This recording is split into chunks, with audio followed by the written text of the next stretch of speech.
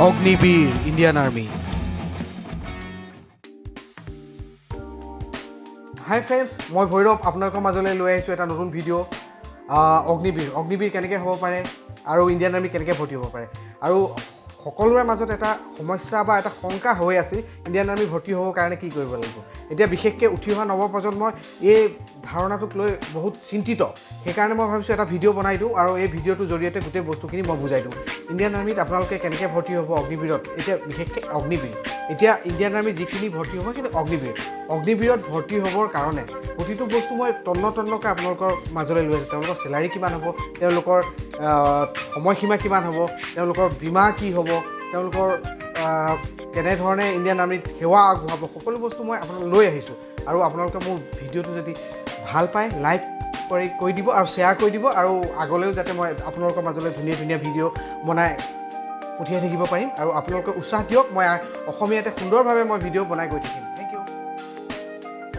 অগ্নিপথ আঁচনিৰ অধীনত 4 বছৰৰ বাবে জোৱান নিযুক্তি দিয়া হ'ব। অগ্নিপথ আঁচনিৰ অধীনত বছৰি 45,000 পৰা 50,000 সৈনিক নিযুক্তি দিয়া হ'ব। আৰু বেছিভাগে মাত্ৰ 4 বছৰতে চাকৰি এৰিব লাগিব। স্থায়ী কমিশ্যনৰ অধীনত মাত্ৰ 25% আৰু 15 বছৰলৈ চলি থাকিবলৈ দিয়া হ'ব। অগ্নিপথ আঁচনিৰ অধীনত 17 বছৰ 5 মাহৰ পৰা 21 বছৰৰ ভিতৰত আকাংক্ষীয়ে আবেদন কৰিব পাৰিব। নিযুক্তিৰ মানদণ্ড একেই থাকিব আৰু বছৰত 2 বাৰ ৰেলী যোগেদি অগ্নিবীৰত ভৰ্তি হ'ব। আৰু আকাংক্ষীসকলে 6 মাহৰ কাৰণে ট্ৰেইনিং কৰিব লাগিব। আৰু ট্ৰেইনিং কমপ্লিট হোৱাৰ পিছত তেওঁলোকে 3.5 বছৰ সেৱা আগবঢ়াব আৰু তেতিয়া তেওঁলোকে 30,000 টকা দৰমহা পাব আৰু অন্যান্য সা সুবিধাবিলাক পাব। লগতে তেওঁলোকৰ 4 বছৰ সম্পূৰ্ণ হোৱালৈকে আৰু 40,000 টকালৈকে তেওঁলোকৰ দৰমহা বৃদ্ধি পাব। 4 বছৰৰ সময়সীমা শেষত প্ৰতিজন জোৱানে এককালীন ধন হিচাপে 11.17 লাখ টকা লাভ কৰিব, যিটো কৰমুক্ত হ'ব, তাত কোনো কৰ নালাগে।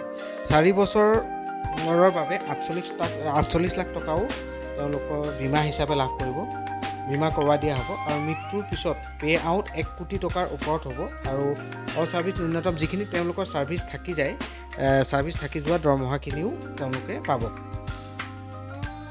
কিন্তু 4 বছৰৰ পাছত মাত্ৰ 25% লোকেহে নিজৰ সেৱাত পুনৰ নিযুক্তি দিয়া হ'ব। 25 বছৰৰ বাবে যিসকলে পুনৰ নিৰ্বাচিত হ'ব তেওঁলোকৰ অৱসৰৰ সুবিধাৰ বাবে প্ৰাৰম্ভিক 4 বছৰ যিটো সময়সীমা থাকে সেইটো তেওঁলোকৰ কাৰণে বিবেচনা কৰা নহ'ব।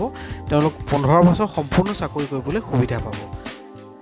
প্ৰকৃততে কেতিয়াৰ পৰা আৰম্ভ হ'ব? আঁচনিৰ অধীনত 90 দিনৰ ভিতৰত নিযুক্তি প্ৰক্ৰিয়া আৰম্ভ হ'ব।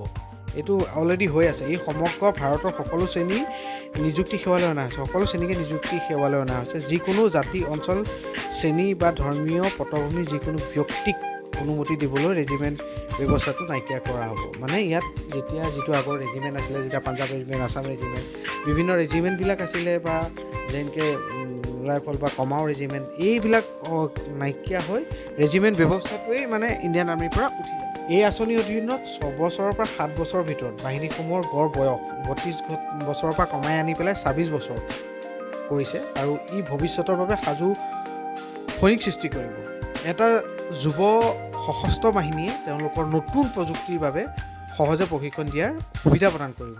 আৰু যিখিনি য়ং ফ'ৰ্চ, মানে য়ং ইণ্ডিয়ান আৰ্মি, আগত যিখিনি বয়স বেছি হৈ আছিলে, বয়স কমাই আনিছে, এতিয়া কমাই আনি এটা য়ং ফ'ৰ্চ গঠন কৰিছে।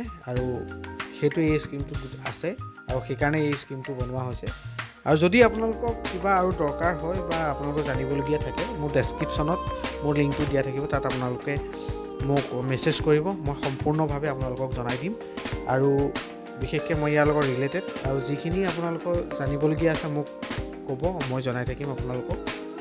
আৰু যদি মোৰ ভিডিঅ'টো ভাল লাগিছে তেতিয়া লাইক কৰি দিব, শ্বেয়াৰ কৰি দিব, প্ৰেছ আইকনটো মানে দবাই দিব, আৰু নতুন ভিডিঅ' আহিলে আপোনালোকৰ মাজলৈ পঠিয়াই থাকিব পাৰিম।